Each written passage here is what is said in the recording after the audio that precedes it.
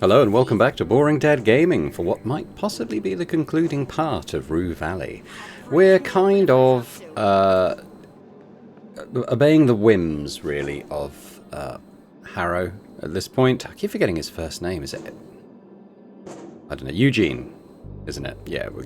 But anyway, we're going to drive north. We're going to get to the roadblock. I think he wants to sit on the railway bridge, which is fine. We can do that. But he's obviously, you know, he's going to sort of give us... He's kind of rediscovering his appreciation for life, I suppose, and kind of the minutiae of life as well. You know, taking time to stop and appreciate the scenery, I suppose, is the gist, isn't it? Apologies, sir, but judging by your ticket, your seat is in the private What does loge mean? Must be a I mean, it must be a train term I'm not familiar with. I've never seen that before. In England, we'd call that a carriage. Private carriage. Here are regular balcony seats. Please head to the railing overlooking the river. What? Can I go? Oh. I had no idea this was out. This bit was here. I think I've gone as far as that. You arrived a touch early. An elegant decision. Alright. Nature's sublime drama. Wait for the show to begin.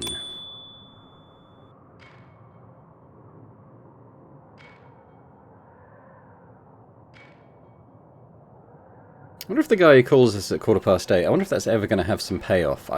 When it first happened, I kind of assumed he was like some sort of omniscient figure with maybe some knowledge of what was happening to us, but maybe it is just a sales call. Who knows? The sun begins its majestic descent, closing the day's act with dignity before slipping into its hard-earned sleep. It's a sight to behold. Indeed, a weary worker savouring his hard-earned rest, something you've nearly forgotten. The grind has taken its toll in ways you're only now beginning to notice. So he's, amongst other things, I guess probably also suffering from career burnout, I guess, but maybe also some disillusionment about what he's doing with his life. So yeah, I guess he's kind of rediscovering himself in that way, I suppose, isn't he? And sort of refreshing himself as well. The overture has painted the scene, its tones preparing you for the unravelling play ahead.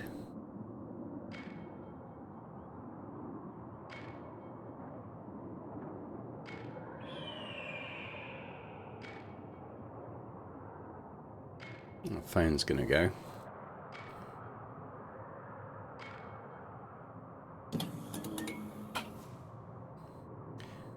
Or not.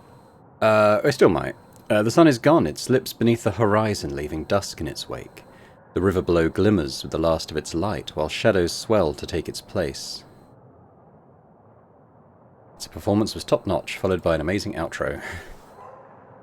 Indeed, it leaves behind a fading afterthought, a quiet reflection on what was good in this day, or perhaps this life. The hills are drenched in a purple haze, dissolving slowly into night as the minutes slip by. The play moves on, the opening act is done. Now begins the chapter of tension and uncertainty. The tone has been set, and the drama follows in stride. Phone? No phone? Why is he not calling today? That's strange.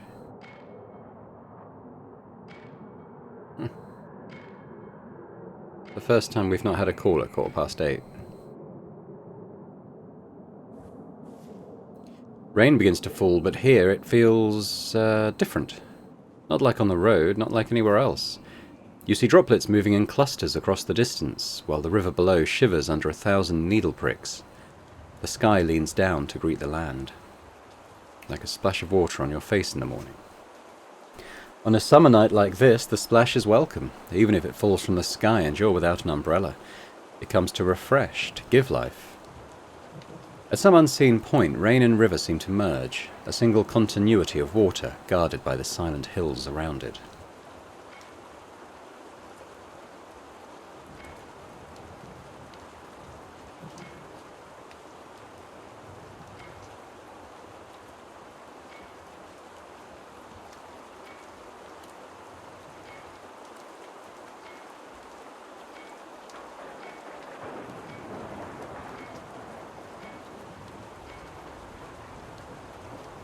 Lightning time?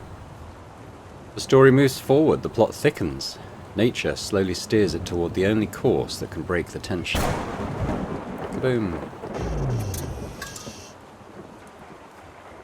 Out of nowhere, lightning bursts, blinding, merciless.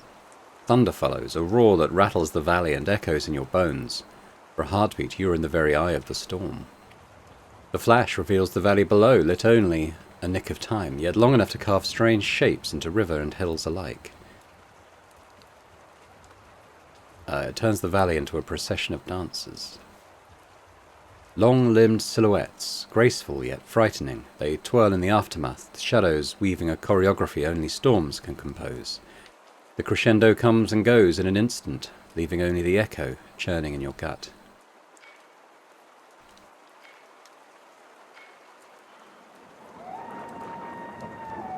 Coyote. The rain is gone, the sky is clear. Moonlight spills over the valley, painting the land in silver. Calm reigns here, almost serene, as if all the drama has resolved, leaving only the promise of closure. It seems the calm comes after the storm, not just before it. True, but it's always the storm that stays in memory, not the calm that brackets it.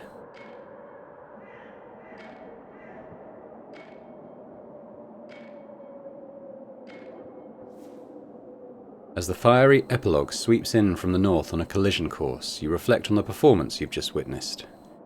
It was worth it.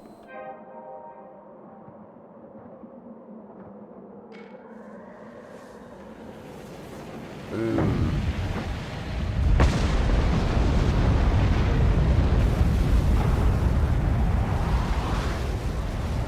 The curtain falls in fire and thunder, the finale blazing across the horizon. It will last only for a moment more.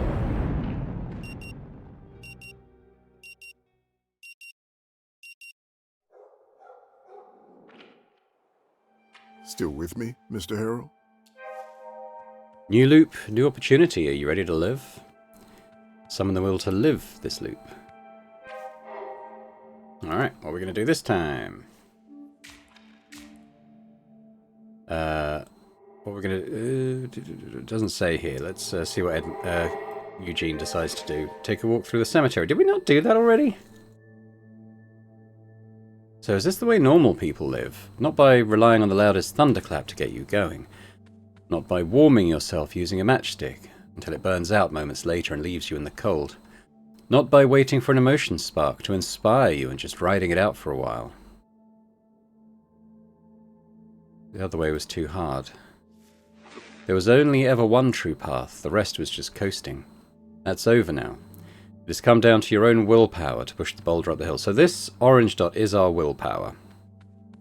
And I kind of remember now, when we were playing as Frank, all his stuff was willpower. He seemed to have a lot of willpower when he was trying to get to Judy.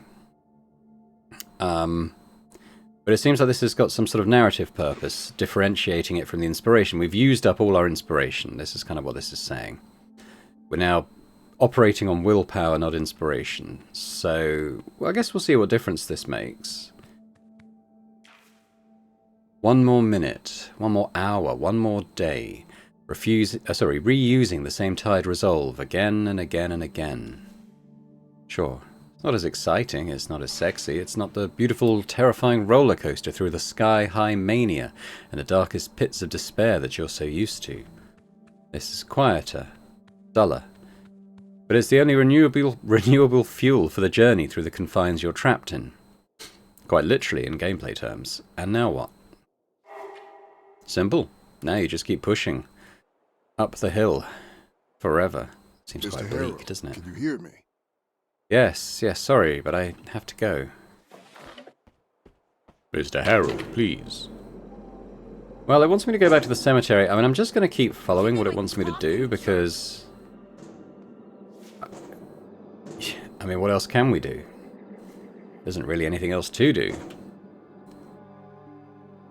I wonder if it'll sort of loop back through the stuff we've done with him already, just relying on the willpower. It's possible, but we'll probably get some narrative differences, I would imagine, to the previous occasions. It was worth going into the graveyard in a different direction. We could try north.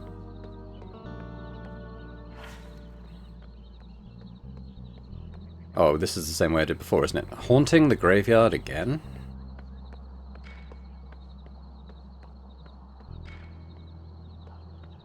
Is our phone gonna go? It does, actually. I guess we'll block the phone. I wonder if it was... maybe the signal wasn't great at the canyon? Perhaps, maybe why it didn't ring? I don't know. We're not sure. When you think about it, when you really think about it, it's not you stuck in a time loop. Sure, you can't get away, but at least you see the bars. It's everyone else. They're like puppets on strings, bound to their trivial routines, unable even to recognize it. God, that hits home. I forget even what day of the week it is.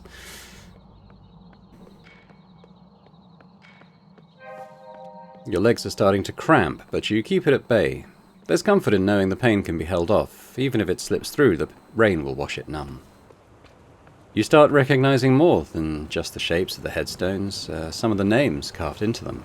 You hadn't realized how much you'd absorbed without even trying.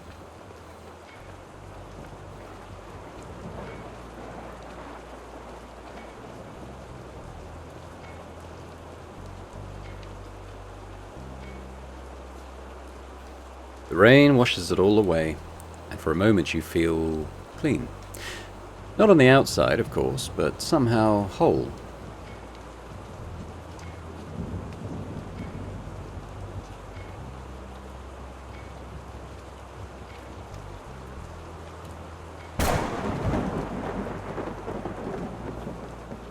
Lightning fractures the sky with thunderous applause from the dead, as you remain unfazed. Predictability isn't just a burden, there's comfort in habits, in routine, in life itself. It's cliché, sure, but what are clichés if not truths so common they can't be ignored?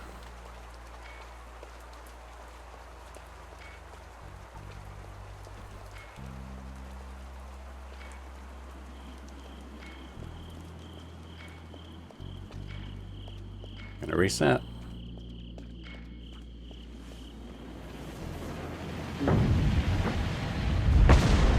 The night shatters in a flash. A fiery blossom blooms brilliantly, only to wither just as fast.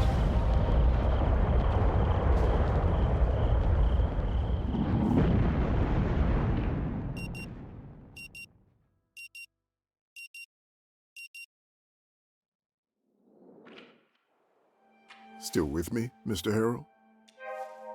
New loop, new opportunity. Okay, summon the will to live this loop.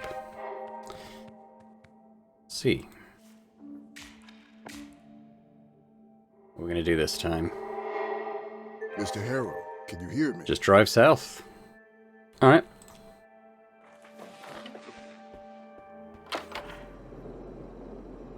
I think it only goes as far as the cemetery, but let's take it in state. Oh, pleasure drive south. Let's just go for a drive.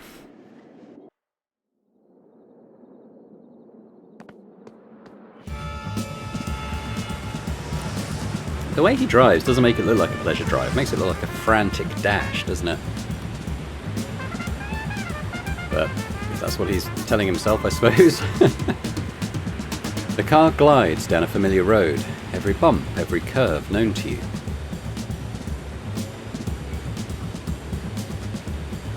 You pass by Max Gas. Maxine's inside, as always.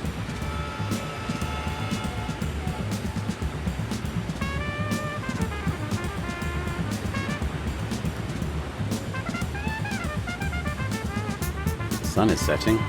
It'll be dark soon.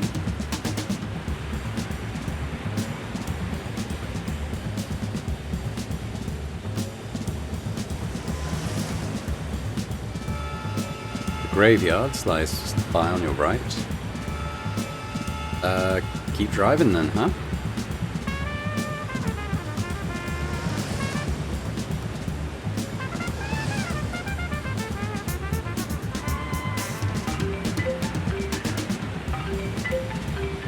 I guess, no, I want to focus on driving. Reject the call.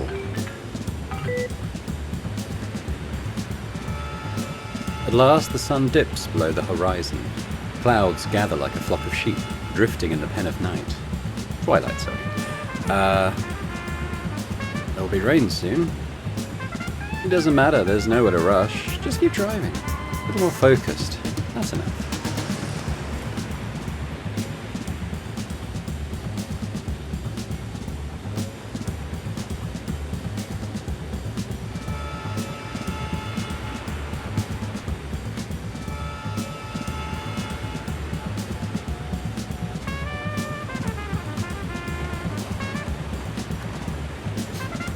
The rain begins. First scattered drops, then a gathering horde until the shower thickens and the windshield becomes its canvas. It's like driving through a never-ending car wash.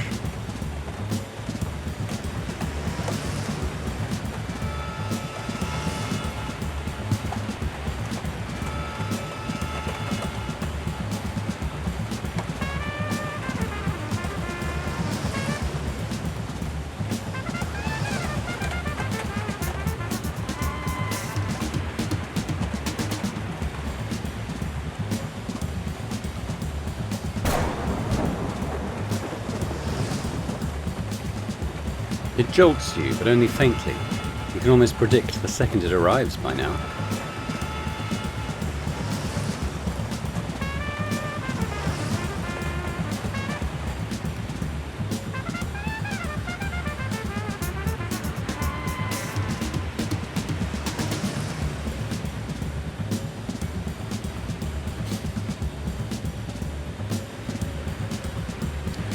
In the rearview mirror, the sky begins to turn red and yellow. Almost time.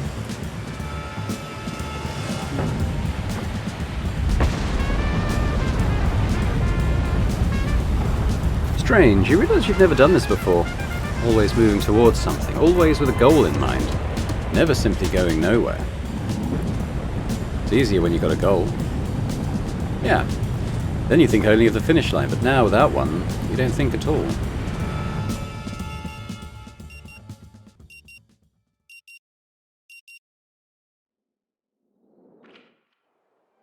Still with me, Mr. Harrow? Alright, guess we'll go again.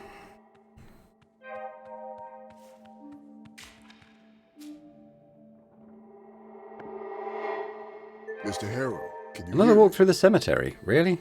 Okay. Alright. I mean, I guess for us as players, again, it's becoming less about the destination and more about the journey, the mental journey that our character is going on. So even though we're going to the same place, the idea is that, you know, he's still going to reach personal realizations that he hasn't made yet. So, okay, as a player, what I want to do, I want to go to the bar, dive into the sports car and try and get to the mining tunnel north, but I'm going to... We'll keep pushing through the narrative here, I think. Is there someone in that mining tunnel? It's very... At the moment, it's very Chekhov's gun, that mining tunnel with someone in it that we can almost get to. I feel like it has to play some part in the game, otherwise it's very strange. Yeah, let's go this way this time.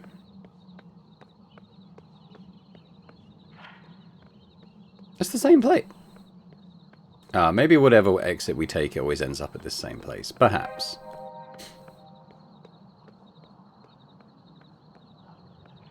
Is it just going to beep, beep, beep, beep? Okay, okay. In a way, I'm relieved. Still with me, Mr. Hey, what we're going to do this time? Just go to the bar and get hammered. Mr. Harrow, can you hear me? Okay, that's the bridge.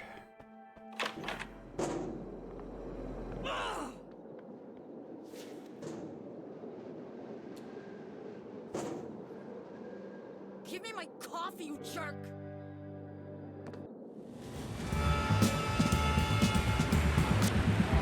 How should do this? Click on this time.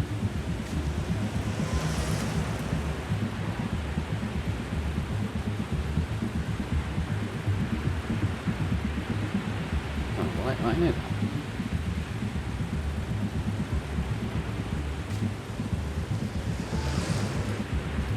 Okay. Yeah, shattering there.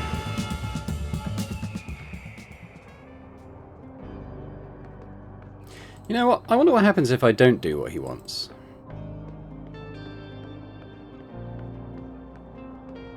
I'm gonna drive in that sports car.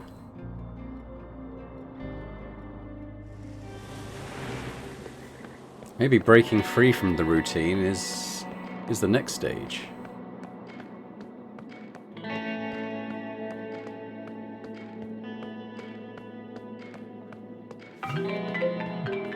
Yep. Who's it this time? As if we didn't know. Hello, sir. Am I speaking with Eugene Harrow? Uh-huh.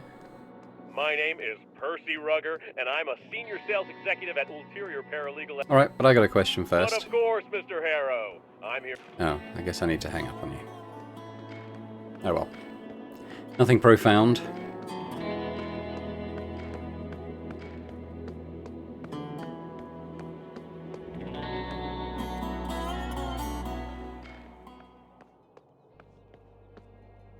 Huh. Okay. This way leads to the bar. That doesn't go anywhere that way, does it?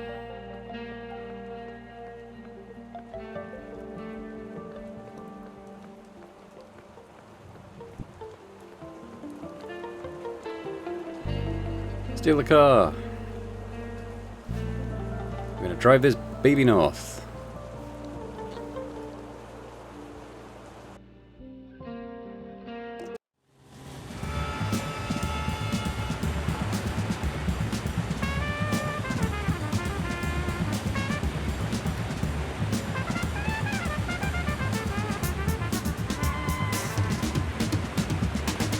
We're gonna make it.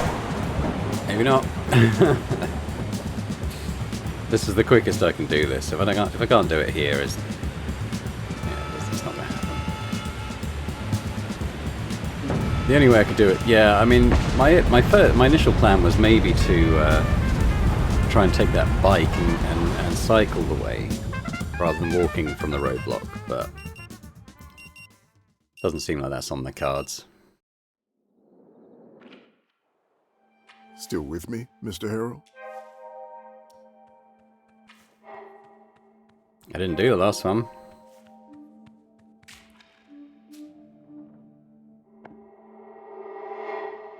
Mr. Harrow, can you hear me? Yeah. Spit it out already!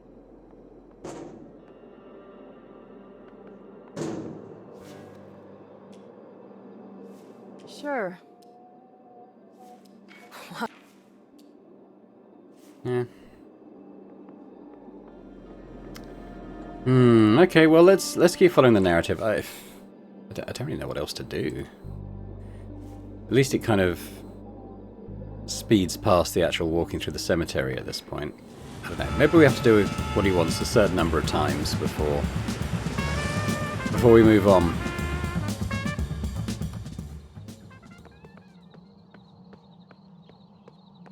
Maybe we can take the cache of guns from the sarcophagus and go on some kind of spree. Nope. I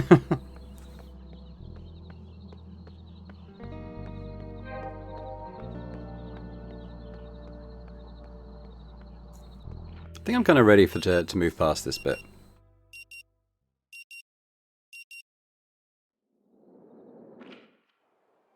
Still with me, Mr. Harrow?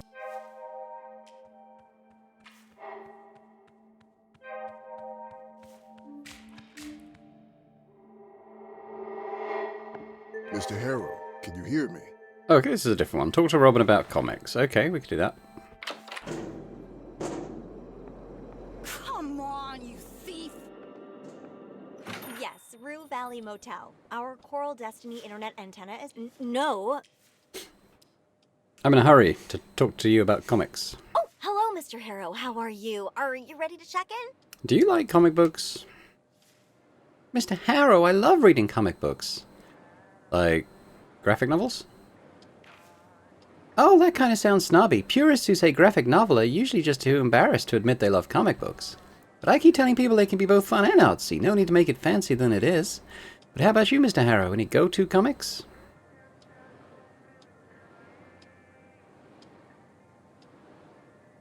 I like those slices of life stories, like really poignant, realistic narratives. Oh, I get it, but it's not exactly what I'd reach for. Things here are slow as is, so I look for something with a little more punch. Personally, I'm into epic adventures. Action, heroes versus villains, last-minute world-saving, that sort of stuff. So how about you, any faves? I got a whole list, though it's always shifting, you know? Honestly, comics are basically the only art form that keeps leveling up as it goes. Seeing someone light up over something, it's refreshing. You almost forgot what that feels like.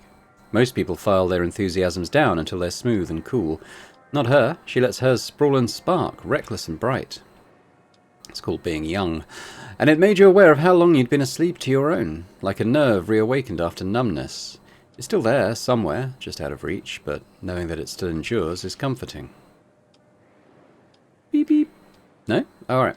And it's not just the stories, but the ritual, the crack of a new issue when you open it, or arguing with some random stranger online about whether this one artist peaked in the nods or not. Seeing where an artist's hand slipped where the ink bled, where someone decided to change a line at the last minute, and when you're holding an issue from before you were born and it still hits, that's when you know you're holding something powerful. Okay, actually listen. Active listening. At first it was just noise, bearable enough, but still noise, like elevator music. Her voice spilling over names, artists, runs, inkers. It's a language you once spoke fluently. There's an ease in the way she speaks, notes that only come from love and lived-in knowledge. And the thing is, the stories don't simply grow on you, they grow with you. When I was a kid, it was all about the powers and the costumes, and then it became the drama, the moral grey areas, the weird indie meta stuff. It's not a sales pitch, but pure reverence. She's conjuring a world panel by panel, and here you are, caught right there inside it. And just when you catch yourself picturing it, the cardboard boxes, the dusty covers, the electric thrill of finding something rare, the mother of all thunders, the kind that grants unimaginable powers to would-be comic heroes, shatters the sky, knocking you both into stunned awe. It caught you completely off guard, and just as your heart races back to its senses, you savor the thrill of surprise. But Robin recovers in a second, continuing almost as if nothing has happened. So yeah, he's awesome, a classic hero saving people and stuff, but like, he knows he's in a comic book, so everything's kind of pointless. He's totally aware that the next issue will just shove him into another meaningless adventures, and that's why he's called Dead End. His costume is awesome, black and yellow, you know, like he has a regular plain waistband that he calls his futility belt. How funny is that? And he talks funny too, like he's got some over-the-top dramatic comeback ready for every ridiculous situation. Sounds interesting. Trust me, you're gonna love it. I can bring you a couple of key issues tomorrow if you like. Tomorrow sounds nice. It's kind of dropped off recently, like the writer's on hiatus or something, but the earlier runs are legendary. Beep beep.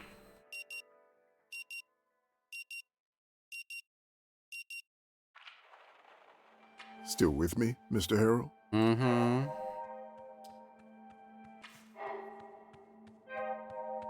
Alright, hopefully we do something different this time. Mr. Harrell, can Nope. you hear me? Yeah.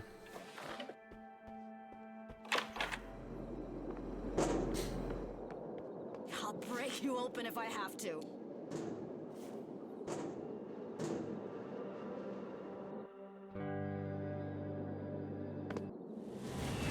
I'm kind of reaching the point where I might just pause while I go through all this stuff until something more profound happens. If we're just going to keep cycling between the same events without any sort of narrative progress, I might do that. Let's do this one more time. Kind of see where it gets us. And then I'll make a call on that. Wait for the show. La la la. We've done this.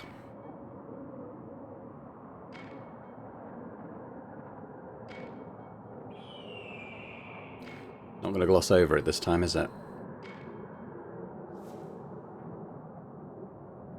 Nothing wrong with rewatching your favorite show.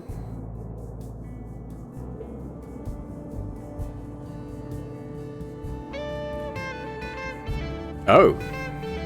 Is that it? That can't be it.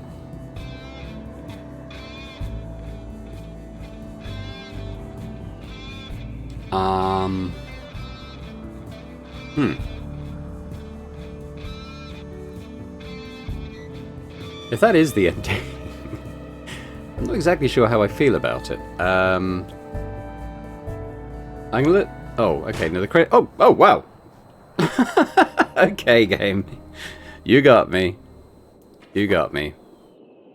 We've lost our phone. We are Well, we've fallen off a bridge, so we're probably not doing too well.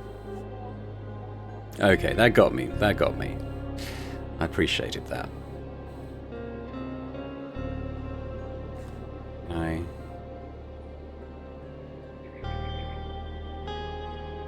We don't seem too injured. Oh, that was 8:15, so that was the guy. That was the guy calling us. 8:37. We're going to hear the thunder.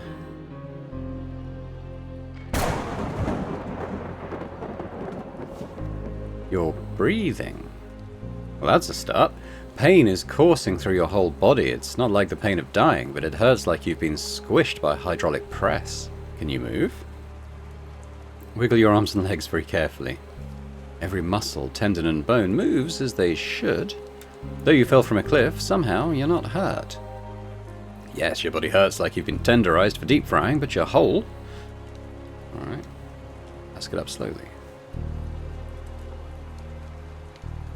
I wonder if this is where we're going to find Frank.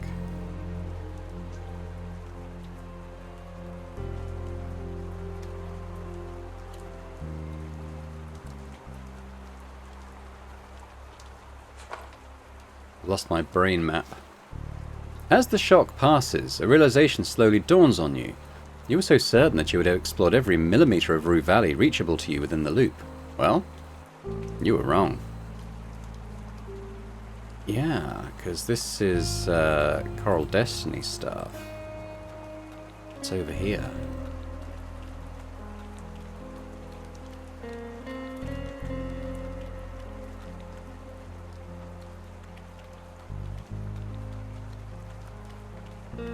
That looks like Frank's truck.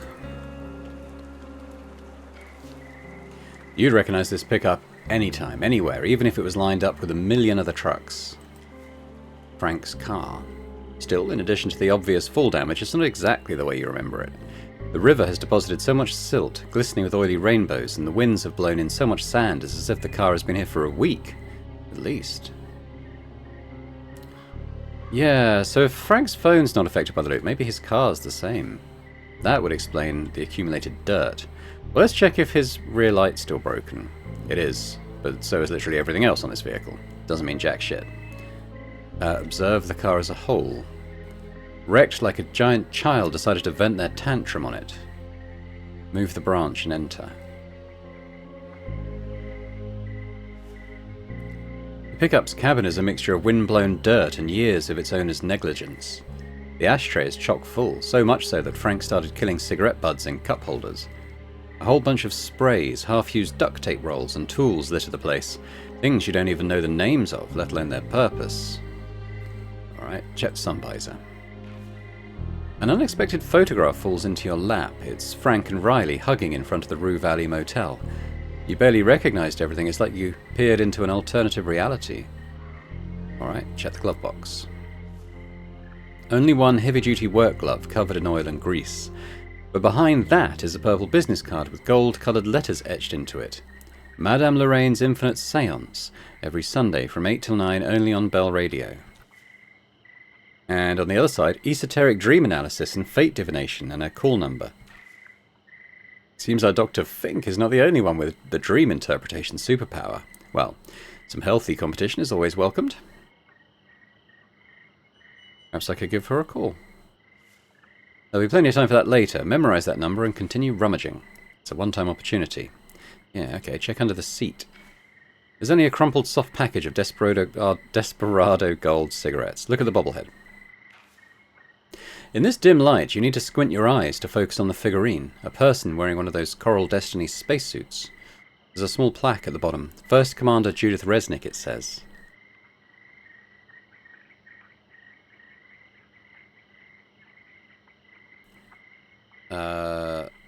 Nudge the bobblehead. It sways once, twice, and then it falls down, instantly lost in the cocktail of dirt, sand, and cigarette ash. It's like the relentless sun melted the adhesive away.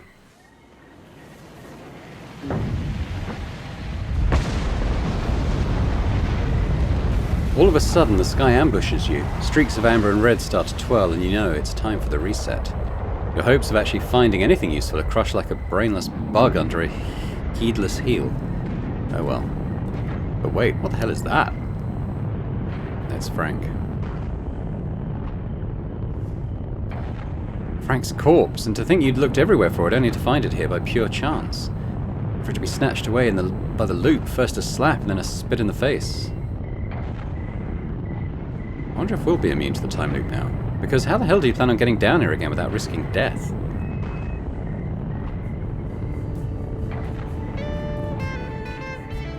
We aren't looping. Or are we?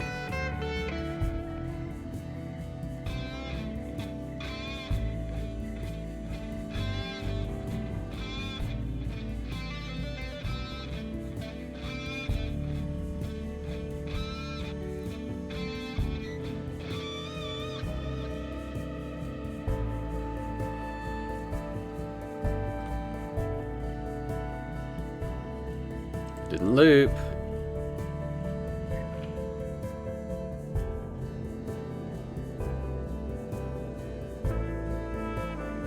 Just wondering if, yeah, maybe Frank's car is... Oh. We've looped in Frank's vehicle now. What the fuck? What the fuck just happened? Some sights are not meant for human eyes, and that was one of them. So the whole wide world is just a recording and it was rewound back to the beginning. Frank's pickup must be exempt from the time-space continuum. How the mind reaches for any box to contain and explain the incomprehensible. But yes, that old and tired science fiction trope would explain what you've witnessed, and everything returning to its original position, except this broken shell of a car and everything else in it, you included. You can try and wrap your mind all you want around this experience, but it will only shatter your brain. Better not think about it too much.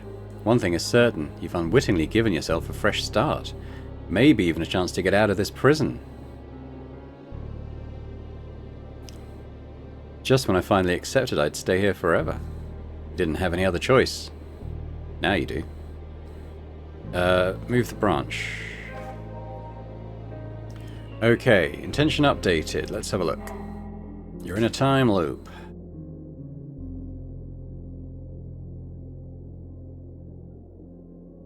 Yeah. Oh, yeah. We might be able to get to that mining tunnel at some point. I don't know if we can do it now, but this might allow us to do that, possibly.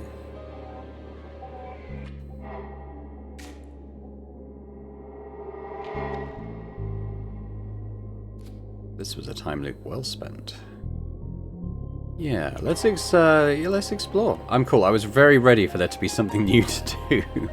And now there is. Awesome. Okay, I'm holding down the interact roll button. We want to see kind of what there is. These are... Can I not just go across the river? Can I go over here? Oh, I can. Let's go and check out Frank first, then, before we go wandering. Once Frank's physical body, now an empty husk. Rot or beaks got the eyes, so the stare is turned towards the heaven. The stare turned towards the heavens is vacant. Instead of bloating, his skin has dried up and shriveled, giving Frank a perpetual grin of nicotine-stained teeth. There's no stench of death and decay, or feces for that matter. Maybe the overwhelming odour of mixed metals and acid coming from the river is the reason for Frank's desiccation. Was it really worth dying for Judy's message, Frank? Ask yourself. You might or might not have died chasing the same thing. Besides, it's not like you can really ask Frank. Are you just going to leave him rotting away like this? Even if I did, the loop would probably just spit him straight back out. A decent hypothesis, seeing how Frank's body is rotting away, though you can't really be sure exactly what would happen. There are so many reasons against burying Frank, and only one for, but maybe just a short speech, something that would commemorate Frank's life and death. Well, that I can do. You know how this goes. We're gathered here today to pay our last respects. You're sure this wasn't even close to Frank's fantasies about his own death, but it is what it is. What comes next? You did write several articles about structuring a eulogy along with examples. Ah, yes. Here lies, well, more like leans, Frank Anderson.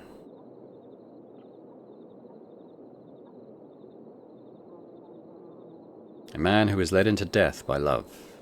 At least he died as he lived. Next on the list, the deceased will be remembered for...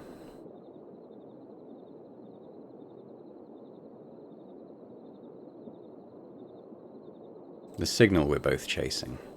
It's sad his life will be remembered only by the signal chase, but it did become all of his life in the end. In the end, you might want to add...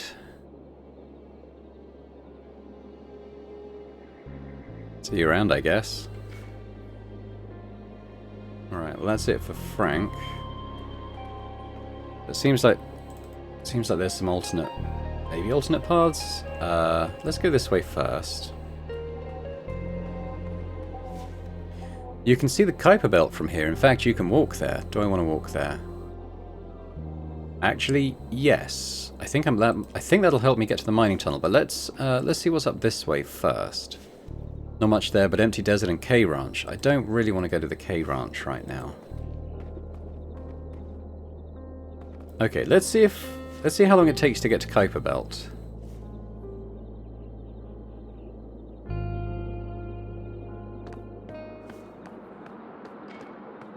If it's any time earlier than 8:22, we could probably make more progress towards the mining tunnel.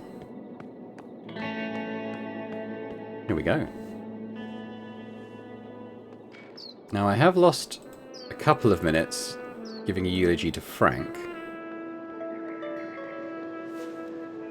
But let's see if we can reach that tunnel north now.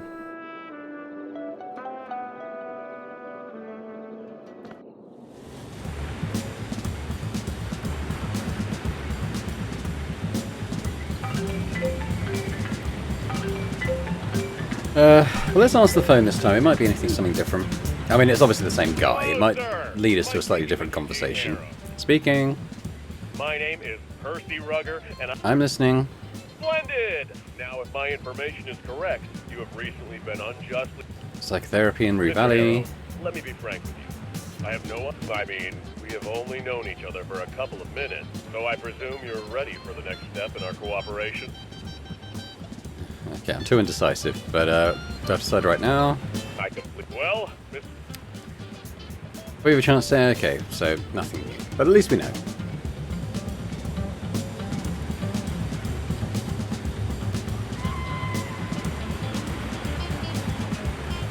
I wonder if when we loop we'll end up back in Frank's vehicle, because that's where we were last.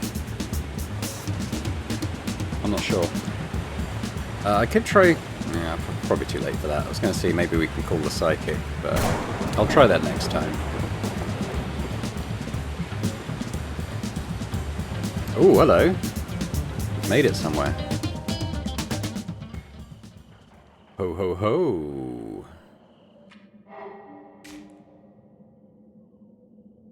Yes, this means you could. You are now starting your loops from Frank's pickup. Awesome. This means you can now arrive at some locations much earlier than previously possible. It might be worth visiting them as early as you can. Yeah. So, as I said, I'm probably a couple of minutes behind the earliest I could get here. There's a dude here.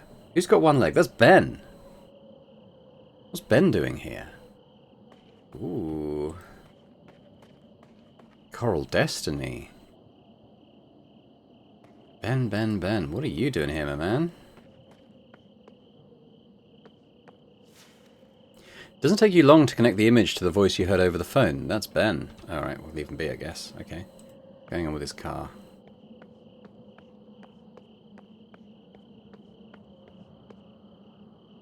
Reminds you of your old one.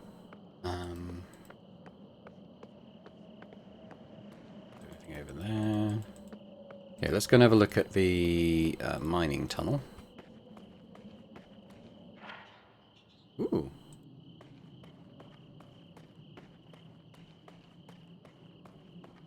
Who's that? Oh, that's got to be Walt. What are you doing here, Walt? The long, dark tunnel ends with an unexpected pool of weak light and a man standing in it, turning his head left, right, as if in confusion or fear. Hello? Your voice ricochets through the dark. The figure jolts and turns towards you. You're a miner? You're not supposed to be here. Leave now. As your eyes adjust, his outline settles into detail. An old man, truly old. Sparse grey hair stand like brittle antennae over a face scorned by years. Despite the wild look, he carries himself like someone who simply knows this place by heart and has lost the map in his head. Hello, I'm Eugene. Who are you? Name's Kay, Walter Kay. You don't look familiar, Eugene, and you sound like an outsider. So, Walter Kay in the flesh. He seems safe enough, but a feeling gnaws at you that something isn't right here. Walter, what are you doing here? He half turns as if your question finally catches up with him. First, you tell me, do you support Bill Thatcher? No. That's a good boy. You might be an outsider, but your heart's in the right place.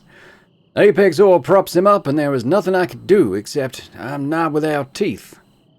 A lesson? Yeah, a proper lesson like in school when the teacher beats you blue for acting out. The thread of thought slips from his grip. He drifts into a low mumble, lost, not just in place, but in time. He's alive, and someone swore he'd wander back, home sooner or later. Still, he isn't well. You can't just leave him like this. Walter, go home.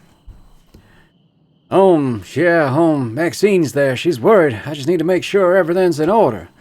He's oblivious to your attempts to steer him, but at least this loop keeps him safe. Okay.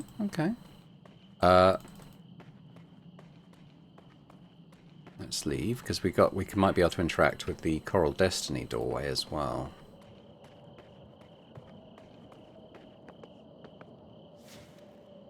An overly designed intercom looking like it was ripped out of a spaceship's command deck. This can only mean one thing: Coral Destiny.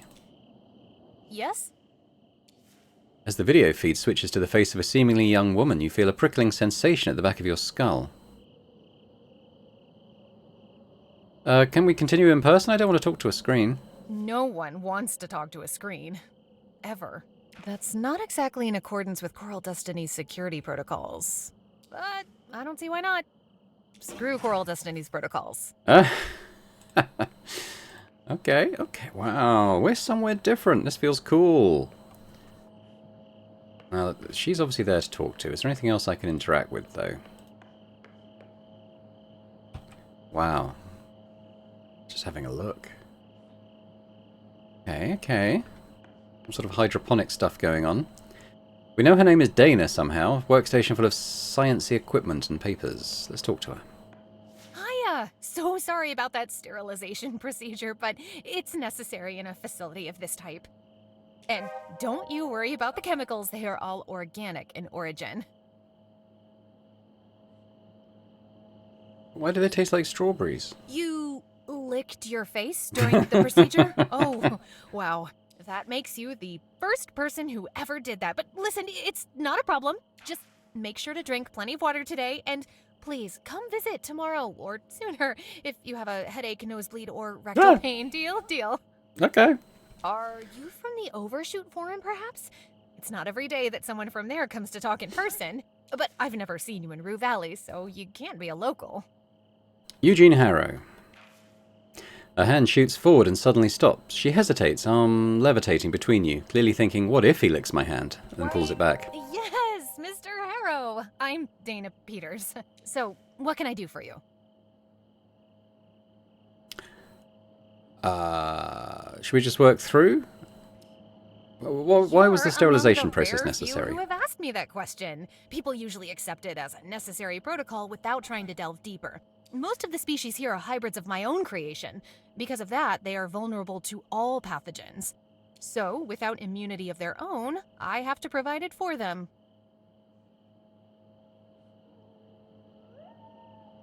Why not simply design pathogen-resistant plants?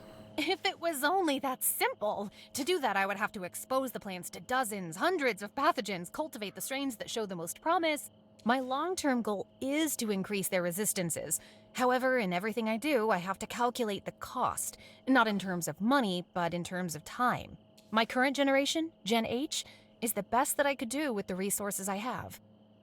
The plants here look, strange. Understandable. Many of the species here are my handiwork, created with cross-hybridization and gene manipulation. This facility is my laboratory, testing grounds to discern what will work, what could work, and what will be a disaster. And since Martian conditions are impossible, the plants must be impossible too. Are you the boss? Now I am. Of course, it took me quite some time to iron out all the disagreements with my CEO, then persuade her I don't need her ideas, let alone her hands-on management. What was the disagreement? It's still there. We just opt not to discuss it anymore. Isabel wants self-sufficiency as soon as possible, so the colony can become profitable quickly. I understand that establishing a base on Mars costs unthinkable amounts of money, and Coral Destiny is just a corporation. It must hunt for profit. But it's all foolishness, if you ask me. That colony must become a seed vault for our species, and you need long-term planning for that. Okay, what was that forum you mentioned? Reboot? Overshoot is an online gathering place for people that believe time is running out for our species, our civilizations, and our planet. It was a great community, but it recently turned sour. It's an echo chamber now, a place for whining, grasping at straws, and passing around copium. It's the ultimate destiny of any place on the internet. Unfortunately, yes. This forum just evolved into it much more quickly because of the subject matter it deals with, which pushes a lot of people straight into the jaws of depression. Great name for a I band. stopped being an active member a long time ago, but I'm one of the founders, and people still find me, sometimes even in person. So what is this place exactly? Officially, Coral Destiny Research Facility number 8, but everyone knows it as the Hydroponics Farm, or just the farm. But why water? Mars has plenty of soil. Most of which is completely ill-suited to growing plants. It contains no organic matter, lacks essential nutrients such as nitrogen, and, critically, it's full of toxic percolates. Yes, we could purify and enrich Martian soil, but it would be a lengthy and costly process. Water is much easier to manipulate. Isn't Coral Destiny a space exploration company? What does all this greenery have to do with rockets or space? Well, we know they're trying to colonize Mars. You are right, but up to a point. Rockets and space are only a means to an end. Coral Destiny's real aim is to establish a self-sufficient colony on Mars. Such autarky is impossible without food and medicine. That's my job. And this facility and all these plants, my life's work. How do you water them? Rue Valley water is so polluted, it's like it's drawn from the bowels of hell. An observant question. At first, fresh water was transported from outside of the valley. The same will be required on Mars. Large quantities of water will be delivered via cargo ships. Since water recycling and purification is necessary for the future colony, a section of my research was dedicated to just that. It's a long and complex story. But in a nutshell, the state of the Rue Valley aquifer is horrendous. It's been polluted with heavy metals, mining runoff, and ore processing chemicals. But with various methods, including introduction of certain bacteria and microbe strains, I've managed to purify small quantities of water, then enrich it with nutrients and minerals. Why will the Mars colony need to do that? It's simple. Needs will be tremendous. Consumption, food production, ore recycling, and quantities are extremely limited. The colony can't simply subside on shipments from Earth. Eventually, when the infrastructure is established, how's she doing the that? colony will be able to draw water from subsurface ice. Even that She's turned into an AI. refined for consumption. But to achieve true autarky, multiple sources will be required. I guess that was an alternate take from the actress, and they've put both samples in. That's very freaky. One such source will be recycled and purified wastewater, communal and industrial alike, waste want whatnot. Alright, thanks. Most welcome. It's always a pleasure to talk to a member of our pre-extinct species. I have some work to do now. Feel free to explore the lab, just don't touch the plants. She's very welcoming. Anything new at her workstation?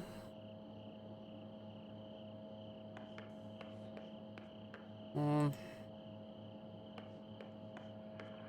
nothing really here.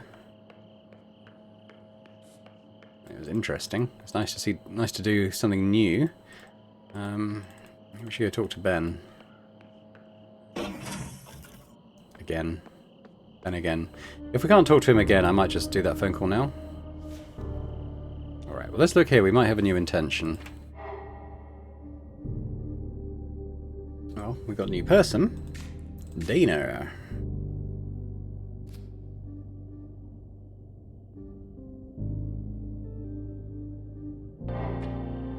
What else have I got that's new?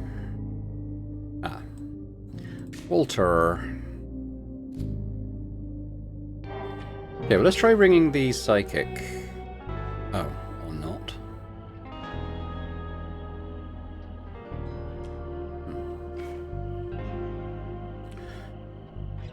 Okay, Well, we're probably going to loop then. At least we're going to go back to the pickup.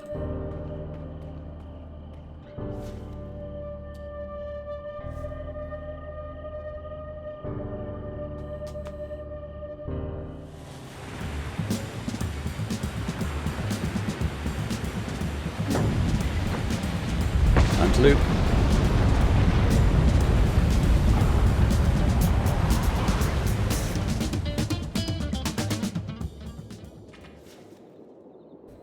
You're here?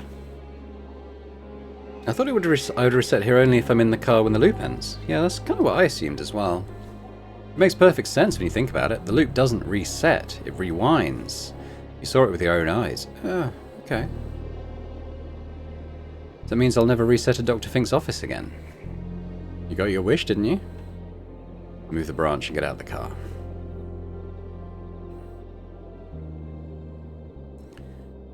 Right, so can I want to make a call.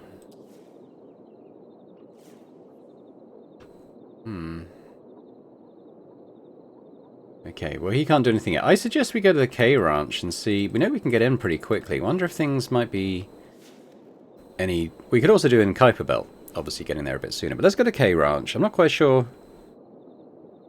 what that will achieve per se. I mean, we might get there just as Walter's leaving. Potentially. It'll be interesting to see what time we can arrive there as well. I think generally I was getting there at around 8:29, so it looks like we're about 20 minutes earlier than previously. Memory updated, the signal. Okay, what does that involve?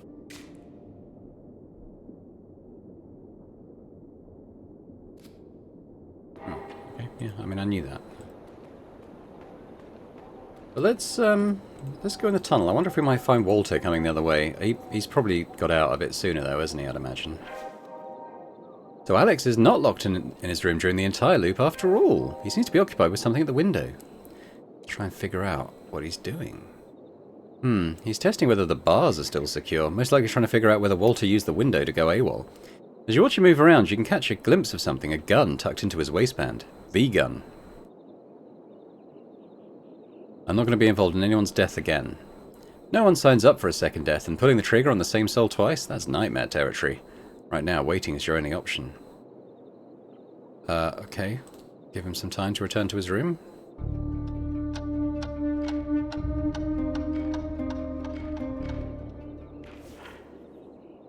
Okay, so we can't just talk to him before the music starts then. So what do we got? You're in a time loop. You arrive at some locations earlier. Yeah, we knew that. Rest of Judy's... If Alex is not in his room the whole time, what if there's more to Judy's message?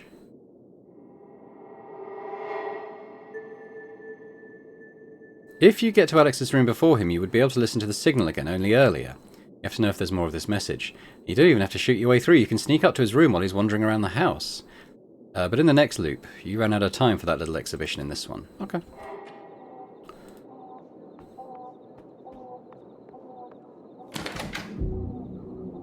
You know Alex has returned to his room as you can hear the music coming from up there. Okay. Is there any point exploring any of this stuff again?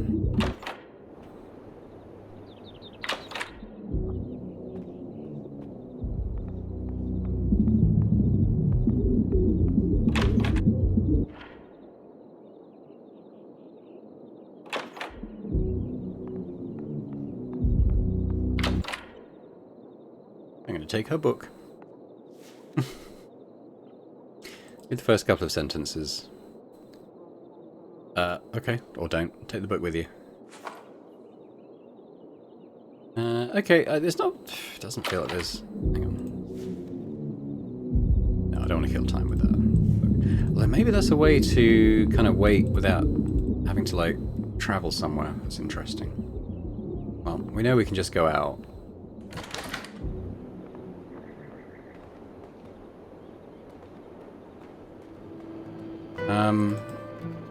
It might be possible to get to Kuiper Belt.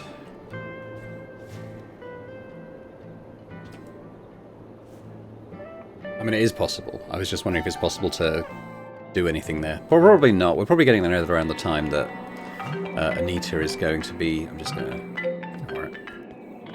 Anita is going to be heading back in to the bar, I guess. Something around then.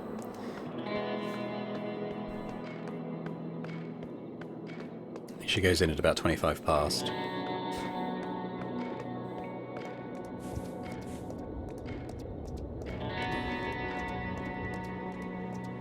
Yeah.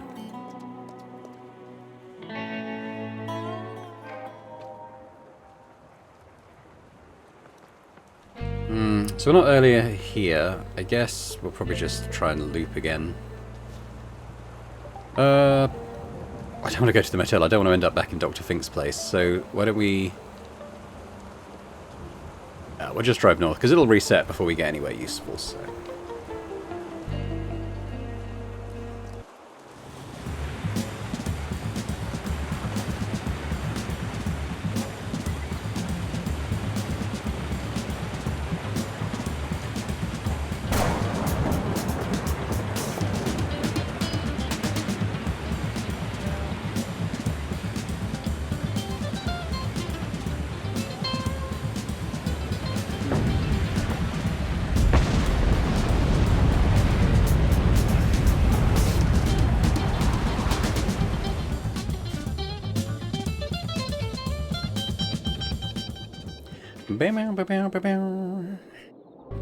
Still with me, Mr. Harrow. Not funny. Move the branch, leave the car. Alright, we're gonna run straight up to... Well, I know I don't need to run, but we're gonna go straight up to the K Ranch, and we're gonna try and get into Alex's room a bit sooner.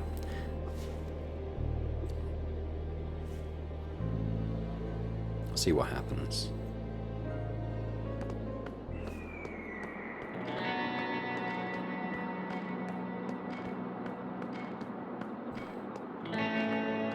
He might just come in there and shoot us in the back of the head while we're listening to the signal, of course, but let's assume that isn't going to happen. So the question is how we get in. I mean,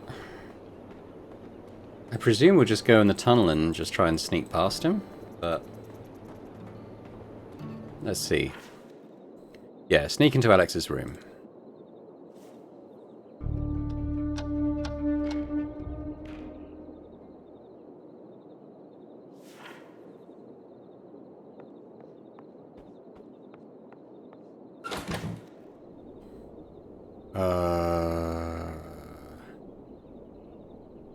Hide in the bathroom and spy on him from there.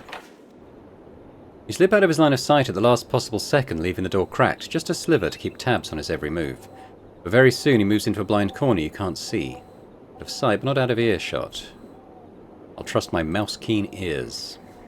He's out there, no doubt, busy with whatever people out of sight do. He's prowling somewhere close. All that's left is to wait. Eyes sharp, breath quiet, and seize the first opportunity to slip past him. But until that opening appears, you're stuck with dead minutes to bleed. Time to kill. Alright, count drips on the faucet.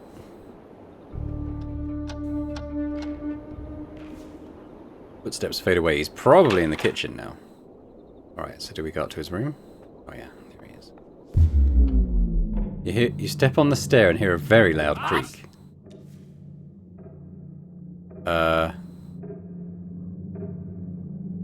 Press yourself against the column. Quit messing around. Your cover is tiny, so tiny that your best move is to curl up as tightly as you can, press your arms against your sides.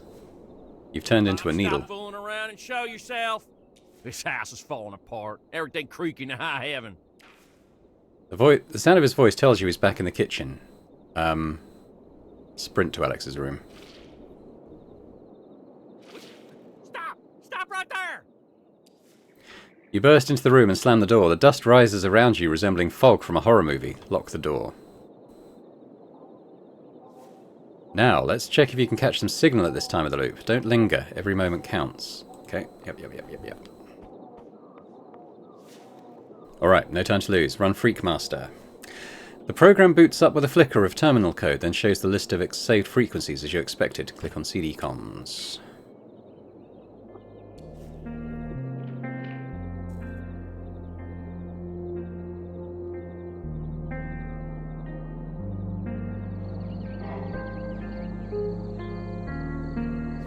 Light, mission log, day 52. Happy to report I'm still alive, though honestly, my steady diet of protein curry, pea stew, and oat and berry paste has seriously made me contemplate taking my own life. Water recycling and oxygen regeneration systems are working within parameters, though I have to fiddle with them every now and again, and this still leaves me with free time, and a lot of free time. Impatient. My ass is all cramped up. Oh, Frank again. Left unoccupied, want it or not, my mind wanders back to Earth, and this is a dangerous journey. I mean, just one treacherous step away from plunging me back into the pit of despair, and I can't let that happen. No. The pit is not a good place. You were trapped there almost forever. Until I got you out. It's a paradox. I can't think of home, but I need to think about ways of getting home, so to stop myself from wandering, I focus on new mission parameters. I think, plan, then I flip the mental table and I do it all over again. Frank? Fucking hell, you're not the only one interrupted. You're not only interrupted, you're interrupted by Riley.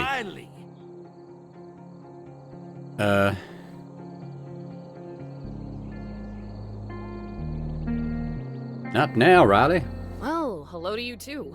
It's not a matter of selecting the method. I mean, there's only one anyhow, and I have to take it. The slingshot maneuver. It's a matter of resources, or lack thereof. What are you... Oh, shit. Oh, she finally gets it. Now let's focus on what's important. Here's the thing. Guiding Light was 91% done with the Trans-Mars injection protocol when the fuel injection system malfunctioned. This put the ship into an almost stable orbit with Mars. Almost. Almost stable is good enough. Worked for us, buddy boy. When I ejected the lander, it assumed the same trajectory as the rest of the ship, but it was further degraded by the explosions.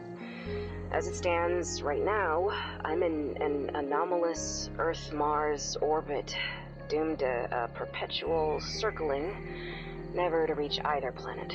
A loop, if you will. You're not doomed, Judy, you're not. Because I'm sometimes forced to use my fuel for upkeep of the various systems I've built in this tin can, my reserves are at 71%. This is enough for a few controlled burns, yes, but that's it. Especially considering I'll have to save at least 12% of that fuel in order to survive the trip back from Mars to Earth. She should have had more fuel by our calculations, right? Right. Something's off here. These are the two key points, the cruxes of my issue. So here's the proposed solution. I've been going over these calculations I don't know how many times. I need to perform 2 burns and to be extremely careful about fuel efficiency. Frank, we need to talk now. The first one needs to correct my trajectory, get me in a stable orbit of Mars. The second will be tricky, much more so, as I need to escape Mars orbit, which will require a lot of fuel. Maybe all of the fuel. Fuck's sake, Riley, can't you hear it's Judy? That did it. She bit her lips hard, but doesn't open them. Bravo. Now, the first maneuver will affect the other.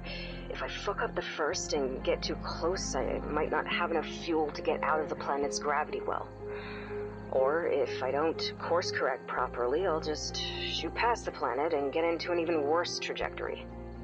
Still, the results of the model I've built are conclusive enough that I'm willing to take the risks. Now I just have to stop doubting myself and pentable check every single number.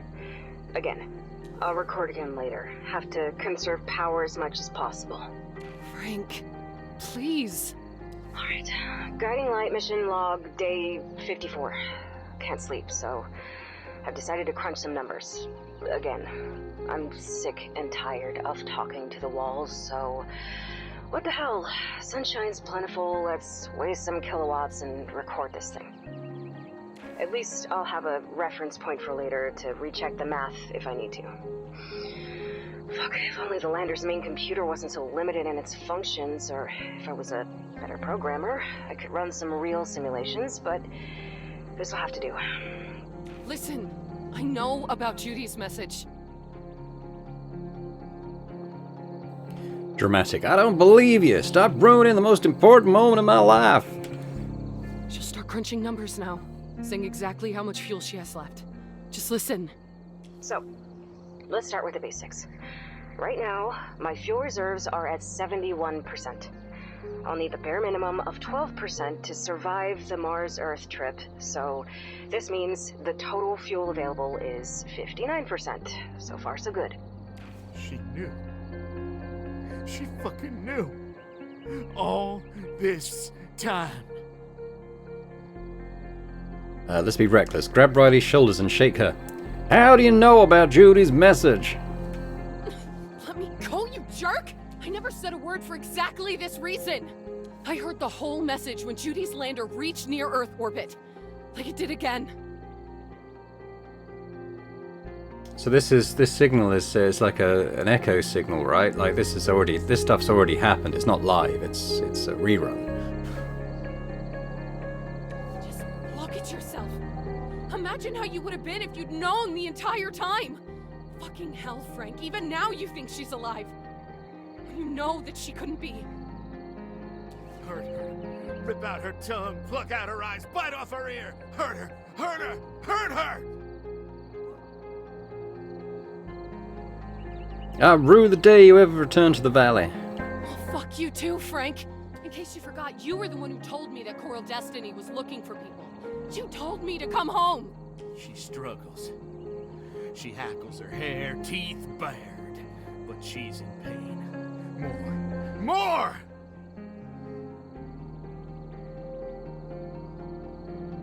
Okay, all of these are pretty nasty.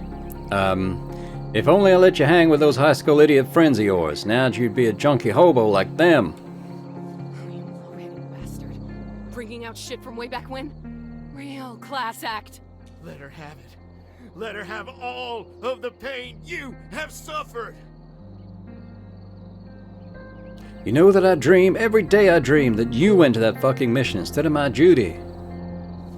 What happened to you?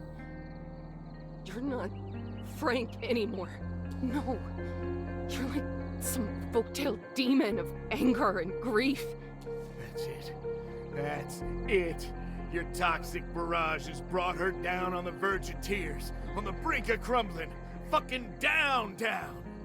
Now go for the jugular. Say that thing again. The same one you said, and you haven't spoken for 2 years. Carl Destiny gave you that job only to have that token local astronaut. You didn't deserve it. You didn't earn it. You were never good enough. The sweet, succulent taste of revenge. When you take your hurt and spread it around like an emotional disease. You really think that? I wondered back then if it was just a slip of the tongue, but no. You really think that? Oh, for trans-Earth injection... Fucking napkin math. Okay, initial mass after the first burn will be around 4,270 kilograms. On a delta V of approximately 2,050 meters per second, I'll need about 1,400 kilograms of fuel, I want to say, and the burn will last about a minute and a half. Fuck, that's almost 5 times the MOI burn time. After the burn, my mass will be around 2,870 kilograms, of which only 370 kilograms will be fuel reserves, or 12%. Shit. Riley made us miss a part of Judy's message. Maybe the most important part. Now shut the fuck up, Riley, and let me listen to Judy. That's a thin, terrifying margin for error. Okay, if I execute both burns with maximum efficiency and no additional adjustments, I'll have enough fuel to get home. Barely enough, but enough. I don't want to think about what happens if I overburn. Okay. I can do this. Guiding light, mission log, day 74. The question has been killing me for the last week or so. I can't stop thinking about it, and yet I can't find an answer. It might sound like one of those fairy tale riddles that are designed to push you over the edge, so what's a doer to do when she's got nothing to do? Do nothing. No, there's always something, my love. Something? Another simulation to run? Another calculation to check and recheck? The only answer I got is nothing. Absolutely nothing, and that is driving me insane. Fucking technology! Smack the receiver on the pickup for good measure. Be grateful you're holding Alex's best piece of equipment. Otherwise, Judy's signal might have been jammed by this storm noise. Since I jury-rigged most of the additional life support systems, they need small repairs every now and then. But besides that, and scrubbing the filters, which is super time-consuming because I have so little water and power to spare, there's little else to occupy my free time. I've even tried cooking in an improv kitchen, combining different food pouches, but somehow the meals taste even worse. So, yeah, I gave up on that. That leaves me with the calculations for the burns and my paper simulation, and that's a no-go. Every time I check the numbers now, a worm of doubt starts gnawing in my mind, and I can't have that. I have to trust the plan, trust the science behind it. What's wrong with this thing? Glare at the receiver. Must be the battery, buddy boyo. For fuck's sake. Who knew that spaceflight would entail so much free time? Ugh, I swear. If I knew I would be stuck in a lander for months, I would have brought my Zenith Mini on that damn EVA and just drowned myself in gaming. Fuck conserving power. No. We need to conserve power. Conserve! All of this leaves me with only one option. To think of home. Of the people I left behind that probably think I'm dead. But if I even start to unravel that coil, my heart clenches and I feel the weight of all this endless void on my chest, so I can't go down that rabbit hole. Not now, not ever. Frank. Sir Frank-a-lot. Shut up! Shut up! There's only the now, and there's only the version of future in which I return home. I've decided to record the answer to my own riddle, to sear it into my mind. The doer needs to become the waiter. No other solution. Let's not waste any more power now. Guiding light, mission log, day 162. Mars orbit insertion successfully performed 2 days ago. Fuel burn was optimal at 12%. This will be a different beast, though I should really conserve power. I've decided to record this moment for posterity. We'll have 12 children. All of them will know these messages, your moments of victory, by heart. Fast approaching the planet.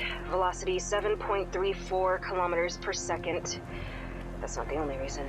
I need to stay focused now, and talking to these metal walls just doesn't do it for me anymore. Shit, battery's dying. Drive to the motel for a replacement. Be fast, or we'll lose Judy. Again.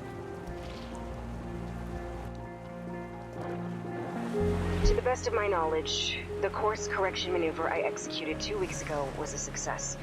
Though it did burn more fuel than I hoped, telemetry suggests I'm still on a viable course for a slingshot. All my trajectory readings are on point. Frank, wait! You'll get yourself killed! And now, for the real deal. Trajectory check, locked. Expected periapsis, 120 kilometers. Delta V budget, 20 seconds. Computer, Start countdown. Fuel check at 65%.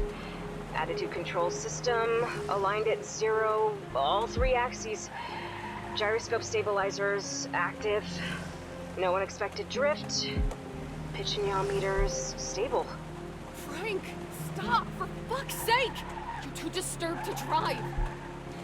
Alright, thrusters engaged. You better work, motherfucker. Engine temp approximately 210 degrees. Within parameters. Delta V readout 7.40, 7.48. Good, good. Fuel rapidly falling. 48%, 46%. Shit. Delta V readout 7.5, 7.53. Rechecking orbital trajectory display. I'm not gonna fucking make it. Pedal to the metal.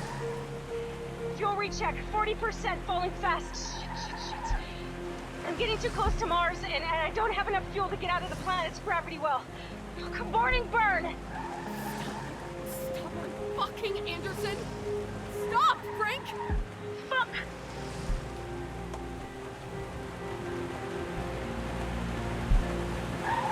Fuck you, Riley. Fuck you. Give her the finger.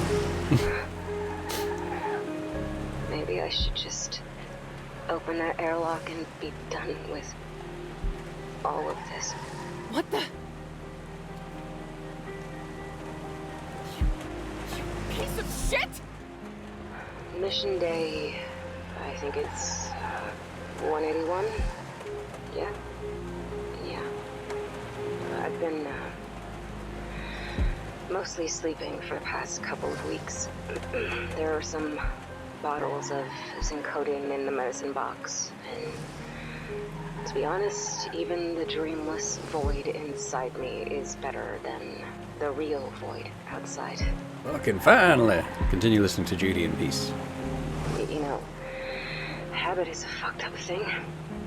Even though I wanted to shrivel up and die, I still ate that horrible chickpea stew. Still pissed in bags, still recycled every last drop of it. Still scrubbed filters like I'll live in this tin can for 1,000 years. Yes, eat, drink. You need to stay strong until I save you. I couldn't get myself to record anything earlier. Didn't know what would even be the point. I let my pride rule me by recording the burn. And I'll have proof of my success, you know? A statement of my genius. Judith Resnick, the brilliant problem solver. What I have instead is just a reminder of what a fool I was. Always so hard on yourself. You have to stop whipping yourself, love. By now, this is all just ramblings of a broken down woman, and nobody in Coral Destiny's Star Command is interested in that, right? So, why am I recording this? Because I have to stop being selfish. I was so laser focused on getting out of this shit loop that I haven't really been thinking about what I left behind. Who I left behind. I didn't dare to think, and right now, I have to. Though it still breaks my heart. Frank, I've never met anybody who had more resolve than you. Life threw shit after shit at you, and you just kept shrugging it off and going on. That's why I fell in love with you. The unbreakable man. I'm sure there are scars, but as you said, they're just a testament of the shit we've been through. You have to be proud of your scars. Wear them as medals of honor. The feeling of you and how you would approach this made me get up. Made me clean myself after 2 weeks. Made me put up that flipped mental table and start planning again. You were also our guiding light in our darkest of nights. Yes, the fuel is insufficient. Yes, my trajectory is shit. Yes, my vector of approach is abysmal. But there must be a way out of this shit. Must be. I'm gonna stop this train wreck of thoughts now. Judy out. I'm coming, my love. I'm coming.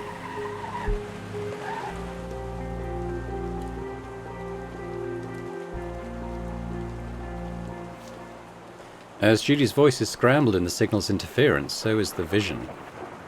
You find yourself back in Alex K's room. So this is a recording and has been broadcasted before. When Judy's lander was close to Earth.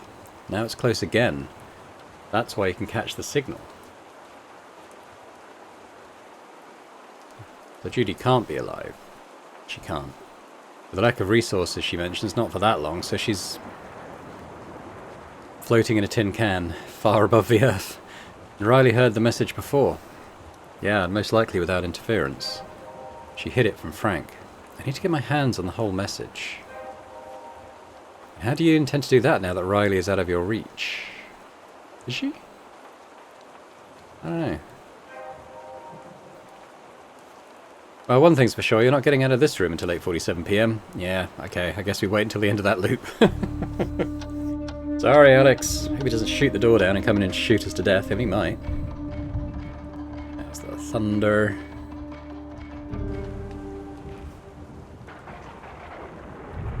Boom!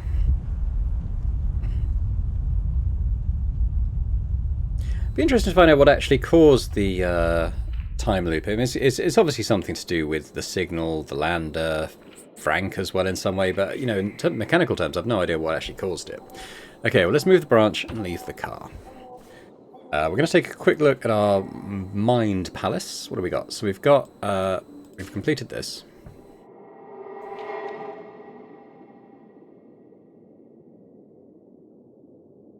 Riley's out of our reach now. Is she, though? No, that she is. I think I could get back to the motel. Signal. Riley's already heard Judy's message, but how? Maybe a good idea to ask her around about her and her time spent working at Coral Destiny. Yeah. Riley. Okay. Alright, well I think we'll leave it there for now. We'll come back next time and plough on further into this. You know, I was starting to struggle a little bit with the time loop and the repetition and basically the breaking down of Eugene and rebuilding him as someone a bit more well-adjusted. But now that's done, it's, you know, it's picked up for me again. It's we're back into the mystery of the time loop, what happened to Judy, Frank, how Riley's involved, and looking forward to getting more into that next time. Hopefully you are as well, but if you've enjoyed this one, if you could give it a thumbs up, that'd be fantastic. Do leave a comment as well, let me know what you thought about this episode. Are you, like me, are you pleased to sort of be getting back into the mystery of the time loop and kind of how it started and what we might do to end it? Hopefully you are, let me know. And a big thank you as always to our channel members as well. Continues to be hugely appreciated how you guys are supporting Boring Dad Gaming. And if anyone else is interested in seeing upcoming episodes in this series or any of my other series on the channel, maybe check it out, that'd be awesome. But thanks very much, and I hope to see you next time. Bye for now.